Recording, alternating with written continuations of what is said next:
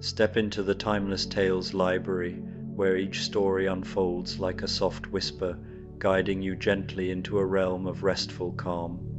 I'm Oliver, your host, and tonight I'll weave a tranquil tale to quiet your thoughts and lull you towards slumber.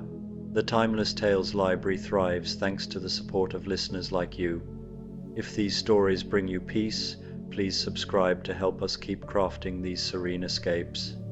As you cozy up, drop a comment below to share where you're tuning in from tonight and tell us a destination you'd love a story to transport you to, perhaps Prague, Kauai, the Andes, or Yosemite.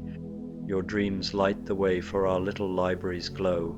This story is about a haven of warmth and wonder on the stormiest of nights, where the soft glow of candlelight beckons weary travelers through rain-soaked streets to discover comfort beyond imagination. When thunder rolls and ancient cobblestones glisten with puddles, there exists a place where time moves like honey, where the scent of cinnamon and sage mingles with woodsmoke, and where even the most legendary of wanderers find exactly the solace their hearts have been seeking. Now, exhale slowly and let your day's worries fade into the background. You are in a cozy chamber of the Timeless Tales library called the Shadow Play Theatre. The books here are not meant to be read, but watched. On the walls, a soft, warm light projects beautiful shadow, puppets, simple, graceful stories that unfold in silhouettes without a single word. The only sound is a gentle, rhythmic hum, and the air is filled with the calming scent of candlelight and imagination. Feel your body sink into the comfort of your bed, your own special seat in this quiet theatre. Relax your jaw, your shoulders, and your hands. The simple, peaceful rhythm of the shadows on the wall will soothe your mind and guide your breathing into a slow, steady rhythm.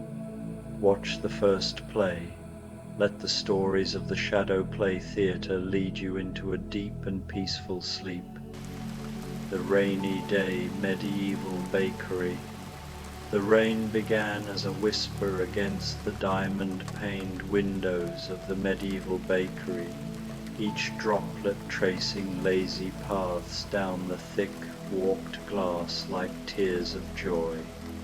By evening, that whisper had grown into a symphony, a gentle drumming that seemed to call to every weary soul within miles of the narrow cobblestone street where the bakery sat, its wooden sign creaking peacefully in the wind. Inside, the bakery glowed like a jewel against the darkening sky. Thick stone walls, worn smooth by centuries of gentle hands, held the warmth close. Heavy oak beams stretched across the ceiling, darkened by age and smoke, while copper pots hung from wrought iron hooks, catching the flickering light of dozens of beeswax candles that cast dancing shadows across shelves lined with earthenware jars and linen-wrapped loaves. The great stone hearth dominated one wall, its fire crackling with apple wood that filled the air with sweet, smoky perfume. Above it, bundles of dried herbs, rosemary, thyme, and lavender hung from rough-hewn rafters, their earthy fragrance mingling with the rich scents of rising dough and honey warming in clay pots. The wooden floors, worn to silk by countless footsteps, gleamed with a patina that spoke of comfort and welcome. Behind the long wooden counter, where wheels of cheese aged beneath linen cloths and copper measuring cups caught the firelight, the baker moved with quiet purpose. Their form seemed to shift with the shadows, sometimes tall, sometimes slight, always present, but never quite in focus, as if they were made of the same warm, golden light that filled every corner of the sanctuary they had created. The first visitor arrived just as the storm reached its full voice. The heavy oak door, studded with iron and weathered to silver, opened with a soft groan that was nearly lost in the wind's song. A figure stepped inside, shaking droplets from a worn brown traveling cloak, and the scent of rain and distant roads followed him into the warmth. Jim Hawkins. He introduced himself to the baker with the quick, earnest nod of a boy who had known both taverns and captains' cabins. His hair, dampened to darker strands by the rain, clung to a face weathered more by salt air and sleepless nights than by years. I hope I might find shelter from this storm, and perhaps... His eyes, sharp with the brightness of youth, yet shadowed by the memory of distant seas and perilous voyages, swept across the laden shelves with unmistakable longing. The baker smiled, or perhaps it was simply the way the candlelight seemed to dance more warmly, and gestured toward a small round table near the hearth, its surface worn smooth and set with a simple wooden bowl and cup.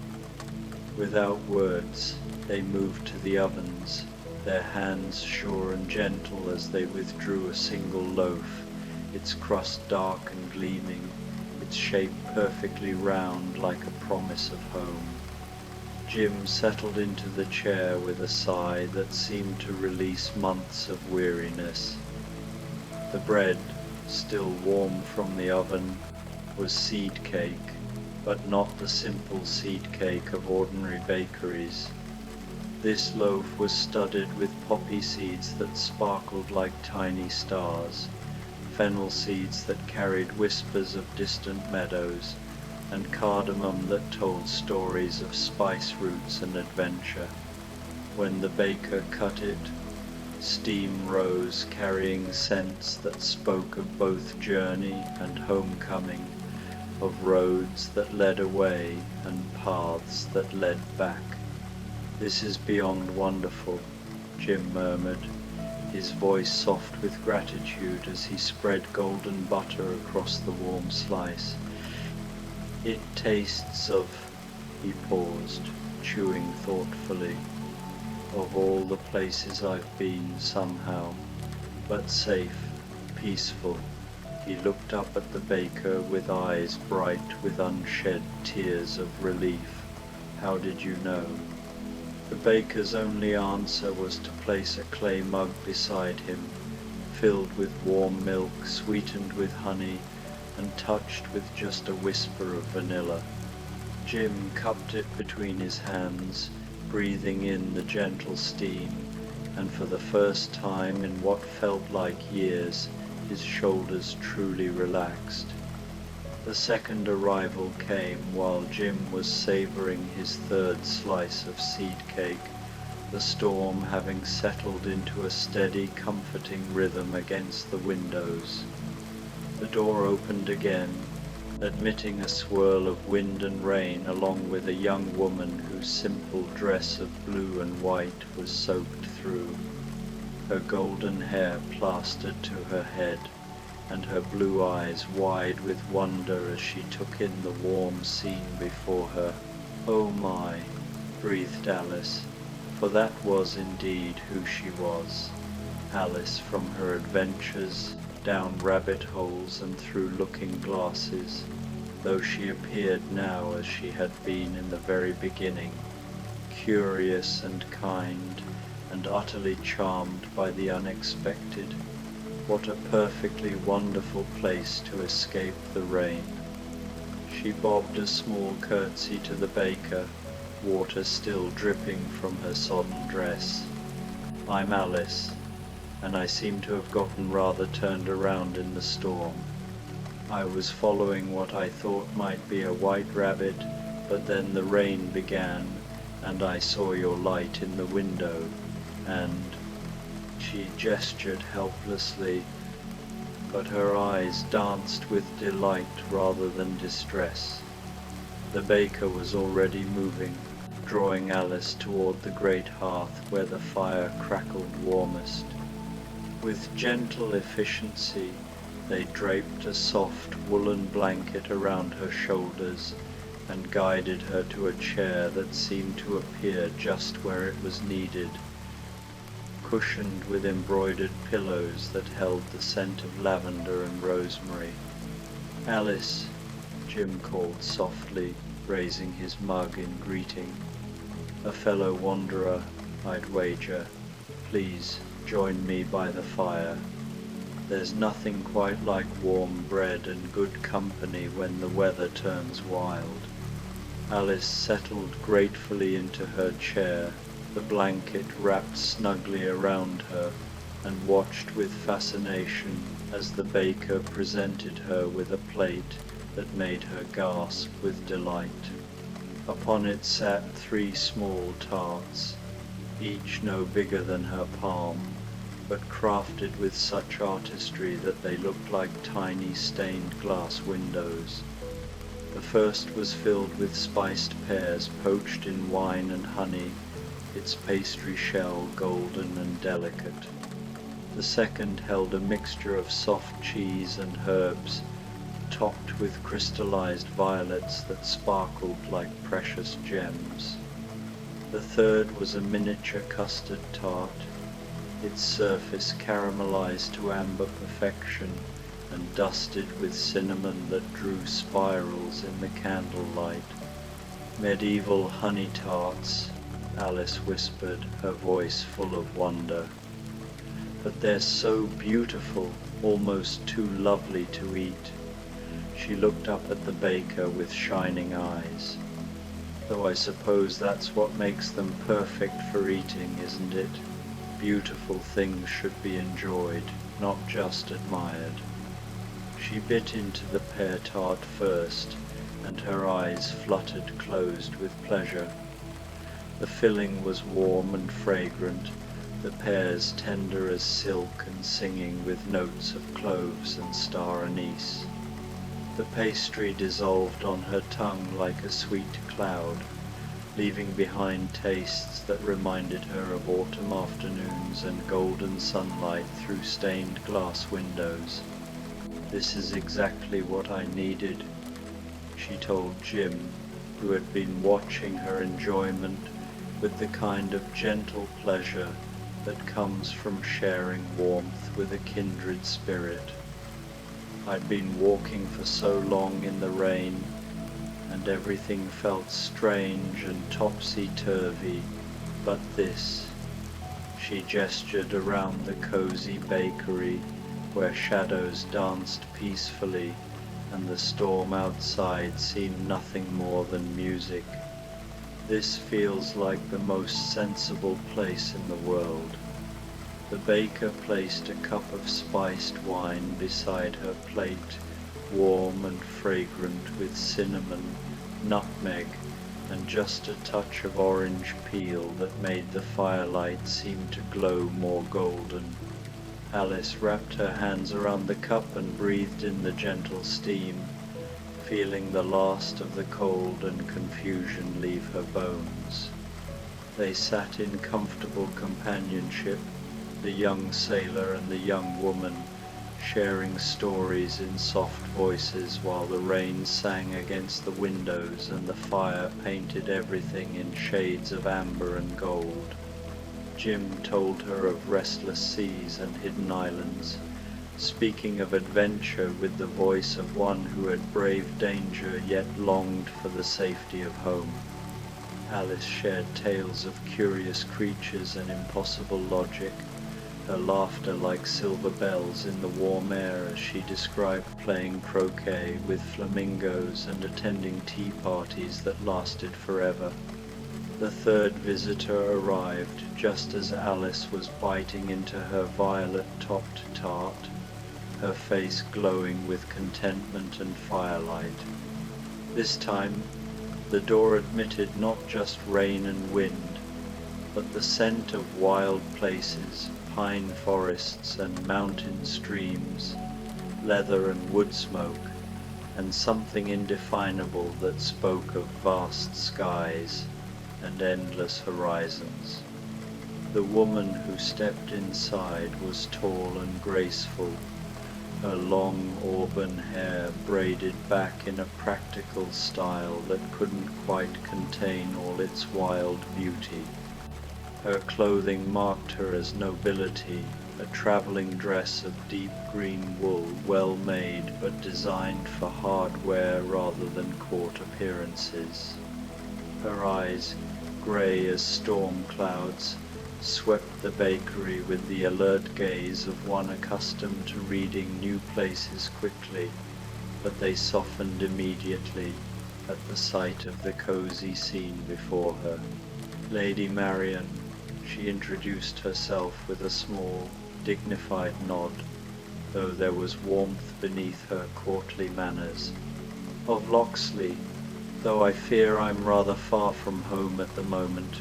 She hesitated, then added with a rueful smile, I was riding to meet a friend. When the storm caught me, my horse is safely sheltered in your stable. I hope I took the liberty of seeing him settled before coming in. Of course, Jim said warmly, rising from his chair with the easy manners learned in taverns and aboard ships. Please come and sit with us. There's nothing like a storm to remind a sailor how much we all need shelter and kindness. Alice looked up from her tart with bright curiosity. Lady Marian? Oh, you're not the Lady Marian, are you? The one who... She stopped herself, pink flooding her cheeks. Forgive me, I don't mean to pry, but are you the one who aids the poor and stands against injustice in Sherwood Forest? Marian's smile was both sad and proud. I am she, though tonight I am simply a traveller, grateful for a warm fire and dry shelter. She accepted the chair the baker had somehow provided, a tall-backed seat cushioned in midnight blue velvet that seemed to suit her perfectly. My Robin Island, well, let us say that the life we've chosen requires us to be apart more often than together, but the work is important and we do what we must. The baker approached with a reverent air, carrying a plate that made even the noble lady catch her breath. Upon it was a single large pasty, its golden crust decorated with intricate braided patterns and brushed to a gleaming perfection. Steam escaped from delicate vents cut in decorative shapes, roses and leaves and tiny arrows that spoke of legends and love. Beside it sat a small crock of rich brown gravy, still bubbling gently, and a portion of roasted vegetables that glowed like jewels in the candlelight, carrots and parsnips and turnips, caramelized to sweet perfection.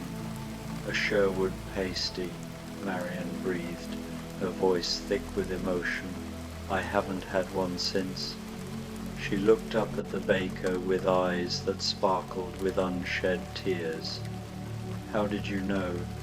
This is exactly what we would share after a long day's work, when we could steal a few moments together by our own fire. The filling, when she cut into the pasty, proved to be a rich mixture of venison and vegetables, seasoned with herbs that had been gathered from forest floors and meadow edges. The meat was tender as butter, the vegetables sweet and earthy, and the gravy carried flavors that spoke of autumn hunts and shared victories against impossible odds. But more than the individual tastes, the pasty carried something else, the essence of home, of love that endures separation, of choosing duty over comfort, and finding joy in the choice. The baker placed a goblet of wine beside her plate, not the spiced wine they had given Alice, but something deeper and richer, with notes of blackberry and oak that tasted of ancient forests and moonlit clearings. Marian raised it in a small toast to her companions, her grey eyes warm with gratitude. "To unexpected sanctuary," she said softly, "and to the kindness of strangers who become friends by firelight." "To sanctuary indeed," Jim agreed, raising his mug of honeyed milk. "And to the most wonderful surprises," Alice added, lifting her spiced wine with hands that no longer trembled from cold. They drank, and the storm outside seemed to gentle slightly, as if it too were settling in for a long, peaceful evening. The three very different souls, the boy who had carried great burdens, the curious girl who found wonder in chaos, and the noble lady who fought for justice, found themselves drawn into the kind of conversation that only comes when people feel truly safe. The fourth arrival came as they were deep in discussion about the nature of home, whether it was a place or a feeling, or something else entirely. The door opened with its familiar groan, and a young man stepped inside, shaking snow as well as rain from his travelling cloak. His hair was dark and wild from the storm, his brown eyes bright with intelligence, and just a touch of mischief that spoke of a life lived fully and without regret. "D'Artagnan," he announced with a bow that managed to be both elegant and slightly irreverent, "of Gascony, and currently very wet indeed." He straightened with a grin that transformed his whole face from merely handsome to absolutely charming. "I was riding hard through the night, urgent business in London, when this storm decided to make travel impossible. Your light in the window was like a beacon of hope in the darkness." His clothing marked him as a gentleman, well-tailored but practical, with the subtle signs of someone who was comfortable with both court life and hard travel. A sword hung at his hip, worn with the easy grace of long familiarity, and his boots were those of a man who spent more time in the saddle than in drawing rooms. "Please join us," Marian said with the natural authority of one born to hospitality. "We are all refugees from the storm tonight, and there is comfort in numbers." "And warmth in sharing," Alice added, her cheeks pink from wine and firelight and the pleasure of good company. D'Artagnan accepted the invitation with obvious delight. Settling into the chair the baker provided, leather upholstered and sturdy, suitable for a man of action who nonetheless appreciated comfort when it was offered. He looked around the bakery with the appreciative eye of someone who had seen many inns and taverns, but recognized true quality when he encountered it. "This is magnificent," he said with genuine admiration. "I have travelled from Gascony to Paris to London, and many places between, but I have never seen an establishment quite like this. The atmosphere itself seems designed to ease the weariest heart." The baker approached with a plate that made D'Artagnan's eyes light up with recognition and delight. Upon it was a substantial portion of what could only be described as a knight's feast in miniature, a thick slice of meat pie, its crust golden and decorated with tiny pastry swords, accompanied by a generous helping of roasted root vegetables and a small loaf of dark bread, still warm from the oven. Beside it sat a pewter tankard filled with ale that foamed golden in the candlelight, its scent rich with hops and malt. "A musketeer's meal," D'Artagnan said with a laugh that held both surprise and deep pleasure, "though finer than any I've had in the barracks or on campaign." He cut into the meat pie and inhaled the steam that rose from it, rich beef and game birds, cooked with wine and herbs until they fell apart at the touch of a fork. The vegetables were caramelized to perfection, and the bread carried the deep, complex flavors of grains and seeds that spoke of harvests and honest work. "This is the food of my homeland," he told them between bites, his voice warm with memory, but elevated to something approaching art. "I feel as though I am tasting the very best of every meal I have ever shared with friends around a campfire or in a country inn." He raised his tankard to the company. "To the friendship that makes any meal a feast, and to the providence that brought us all to this remarkable place on this wild night."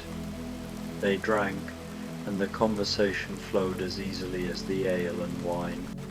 D'Artagnan regaled them with tales of his adventures, always careful to speak of honor and loyalty rather than violence, of friendship and duty rather than politics.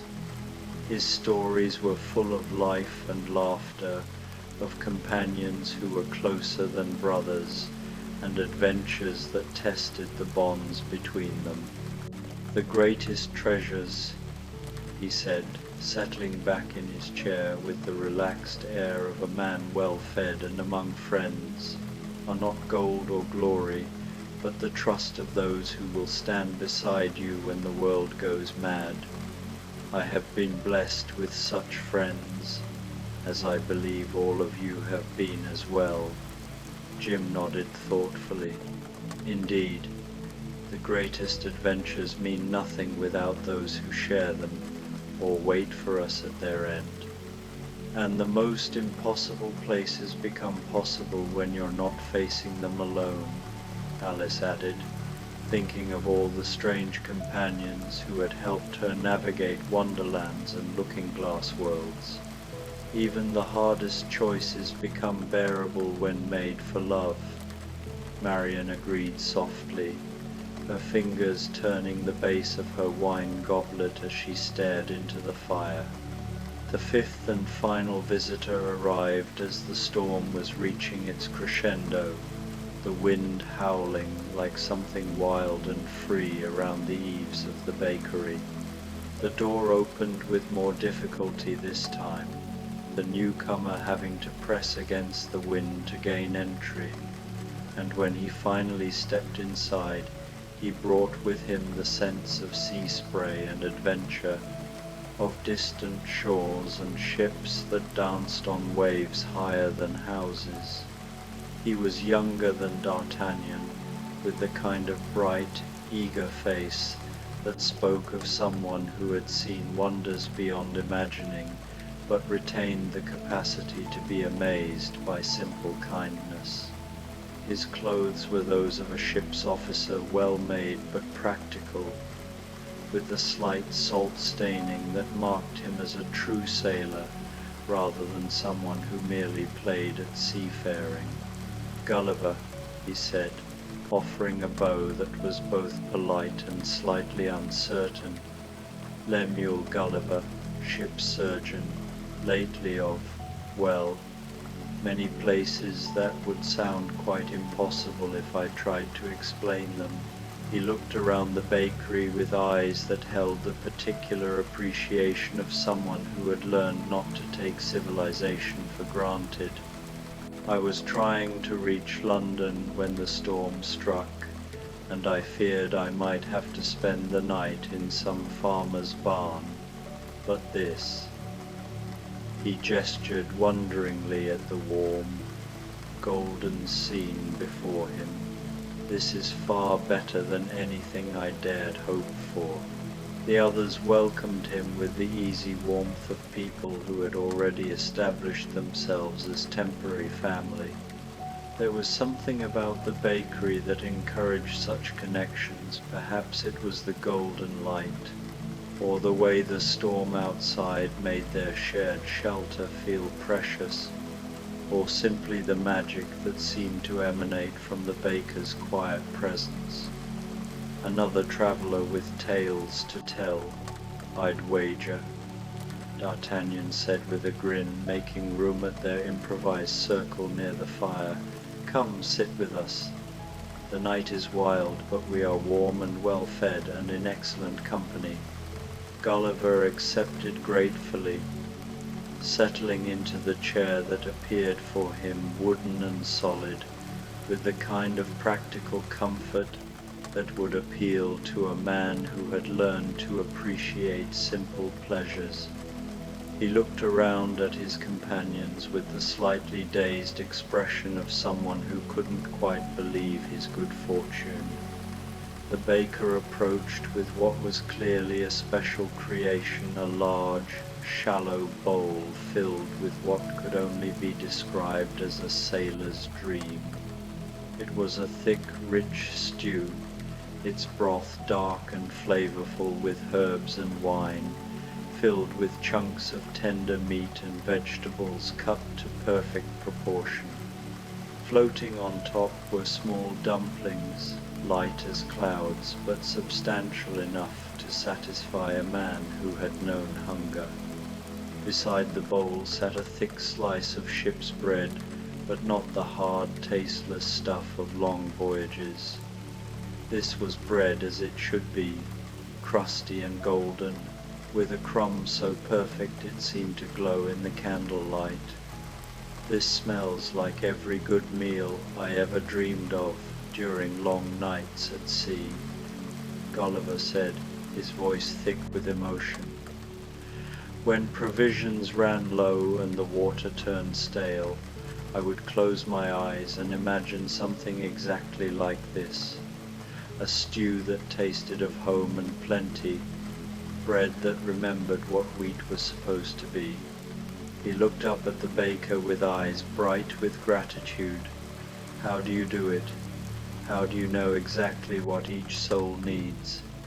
The baker's only answer was to place a mug beside his bowl, not ale or wine or milk, but what appeared to be strong, dark tea, steaming hot and fragrant with spices from distant lands. When Gulliver tasted it, his eyes widened with recognition and wonder. Ceylon tea, he breathed, with cardamom and cloves, just as I learned to prepare it during my travels in the Indies, but better, as if someone had taken the very best of everything I encountered and distilled it into this single cup. He ate with the appreciation of someone who had learned not to take good food for granted, savoring each spoonful of the stew as if it were a gift. And indeed, in the warm circle of the bakery, surrounded by companions who understood the value of unexpected kindness, it was exactly that. As the 5 travelers settled into comfortable fullness, the storm outside began to change. The wild howling of the wind gentled to a steady whisper, and the drumming of rain on the windows shifted from urgent percussion to gentle lullaby. The fire in the great hearth settled too, its flames dancing lower but no less warm, casting everything in softer, dreamier hues. I cannot remember the last time I felt so peaceful, Marian said softly, her wine goblet cradled between her palms as she gazed into the fire. There is always so much to do, so many who need help, so many wrongs to right, but here, she gestured around the golden bakery, here, for this one evening, it feels as though the world is exactly as it should be. The best of all possible worlds, Alice agreed dreamily, her spiced wine having left her cheeks pink and her eyes soft with contentment. Where every door opens onto wonder, and every stranger becomes a friend, and every meal is a celebration. Jim nodded, his hands wrapped around his mug of honeyed milk, his green eyes bright with the particular contentment that comes to those who have learned the difference between adventure and peace. There is magic in such evenings, he said quietly, not the kind that changes the world with fire and thunder, but the kind that changes hearts with warmth and welcome, the magic of finding sanctuary when you need it most, and the magic of finding it in the company of fellow souls, D'Artagnan added, raising his tankard in a small salute to his companions. I have shared meals with kings and peasants, with soldiers and scholars, but I cannot recall an evening when the conversation flowed more easily or the food tasted more perfectly suited to the moment. Gulliver set down his empty bowl with a satisfied sigh. In my travels I have seen wonders that would strain belief, lands where giants walk and tiny people build great cities, places where horses rule and humans serve. But the greatest wonder, I think, is this, that no matter how strange the world becomes, there remain places like this, where kindness is the only currency, and comfort is freely given to all who need it. As if summoned by their words, the baker appeared at their table carrying a final offering, a large wooden tray laden with small, perfect treats that seemed to glow with their own inner light. There were tiny crystallized fruits that sparkled like jewels, each one capturing the essence of summer sunshine. Small cakes no bigger than a child's palm, each decorated with delicate sugar work that told wordless stories of hope and home. Delicate pastries filled with creams flavored with rosewater and honey, with vanilla and cinnamon, with cardamom and orange blossom. Sweet dreams, the baker said, the first words any of them had heard from their mysterious host, spoken in a voice like warm honey, like distant bells, like the memory of every lullaby ever sung by a loving voice in the darkness. They each chose a treat, savoring not just the exquisite flavors but the knowledge that this was a gift freely given, a blessing bestowed without expectation of return. Alice selected a tiny cake decorated with a sugar butterfly, its wings so delicate they seemed ready to flutter away. Jim chose crystallized strawberries that tasted of every summer morning he had ever known. Marian picked a pastry filled with rose cream, its flavor as noble and pure as her own heart. D'Artagnan claimed a small tart bursting with berries and cream, bold and satisfying like adventure itself. Gulliver selected a delicate confection filled with spices from distant lands, each bite a reminder of wonders seen and marvels yet to discover. As they ate their final treats, the storm outside continued its gentle transformation. The rain became a soft whisper, then barely more than mist kissing the windows. The wind died to a sighing breeze that seemed to carry promises of clear skies and golden dawns.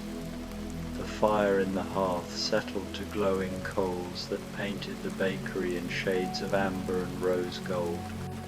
One by one, they found themselves growing drowsy in the perfect warmth, their bellies full, and their hearts lighter than they had been in months. Alice curled up in her chair like a satisfied cat, the woolen blanket pulled up to her chin, her breathing deep and even. Marian leaned back in her tall chair, her wine goblet empty on the table beside her, her grey eyes soft with approaching dreams. D'Artagnan stretched out his long legs toward the fire, his hands folded over his satisfied stomach, his usual energy transformed into perfect contentment. Gulliver found his eyelids growing heavy as he gazed into the dying fire, his mind full of warmth instead of the wild wonders that usually kept him wakeful. Only Jim remained fully alert, though even he felt the peaceful drowsiness settling over him like a comfortable cloak. He looked around at his sleeping companions, at the baker who moved quietly among the shadows, tidying and banking fires and spreading additional blankets over those who needed them. "This has been a perfect evening," he said softly, his voice barely louder than the whisper of settling coals. "I cannot express my gratitude for your hospitality, for the food that nourished not just our bodies but our spirits, for the warmth that reached deeper than mere flesh and bone." The baker paused in their quiet work and smiled a smile that seemed to encompass all the warmth and welcome of the evening, all the magic of found sanctuary and unexpected friendship. "Sleep well, little traveler," they said in that voice like honey and bells. "Dream of home and peace and the friends who wait at journey's end. When morning comes, the storm will have passed, and the roads will be clear, and each of you will find your way to where you belong. But for now, rest. You have earned it." Jim felt his eyes growing heavy at last, the stress and weariness of long roads finally releasing their hold on him.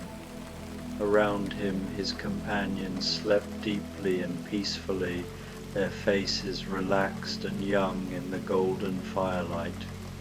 Outside, the last whispers of rain faded into silence, leaving only the gentle sigh of wind in the eaves and the soft settling of a world preparing for dawn.